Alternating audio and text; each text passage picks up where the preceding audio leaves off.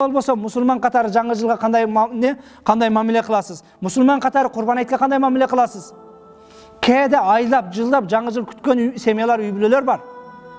Бирок бул жакта Рамазанга 1,5 ай калды азыр. Рамазанга даярданган семьялар барбы, жокпу? Рамазандан кийин 2 айдан кийин мына ошол Курбан айт жакындап атат. Курбан айтка коюн башкасын баккан, курбандыгын алган үй бүлөлөр барбы, жокпу? Бирок кээ бир нерселерде айлап, жылдап 2 жыл чогулуп анан той кыласыз. Кудама уят болбойын, себимде кемчилик болуп калбасын, калыңымда кемчилик болуп калбасын, Кудай сыйда кемчилик болуп калбасын деп тапкан тарынганын баарын сандыгыңызга салып. А бирок Рамазан 1 ай, 1,5 ай калды. Кээде эртең Рамазан келгенде көпчүлүк адамдар орозо тутпай коюунун шылтоосун таап, мен мындай оорум бар эле, тутпай койсом эмне болот? Тигиндей оорум бар эле, тутпай койсом эмне болот дейт. Бүгүн мына ошол көпчүлүк адамдардын Рамазанда берген суроосу тишимди оңтосом болобу орозодо деп.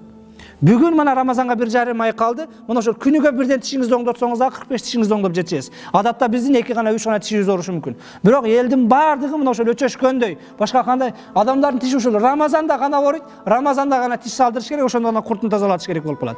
Чындыгында биз мусулман катары мына ошол ибадаттарга алдын ала ошол маалымат алып башка кылып, ошого даярданып, өмүрүбүздү текке кетирбесек. Убакыт бул ойноша турган нерсе эмес. Кээде кичине убакыт өткөрөбүз, кээде кичине эмне бир аз отурайык, анан бар мал карайбыз, анан бар тамак кылабыз деп кээдени өмүр менен ойношобуз. Өмүр бул андай нерсе эмес. Бул өмүр жана мен жогоруда айткандай бул токтотуп кое турган, пауза кылып кое турган нерсе эмес. Ар бир секунду мына ошол эмне чык өтүп атат.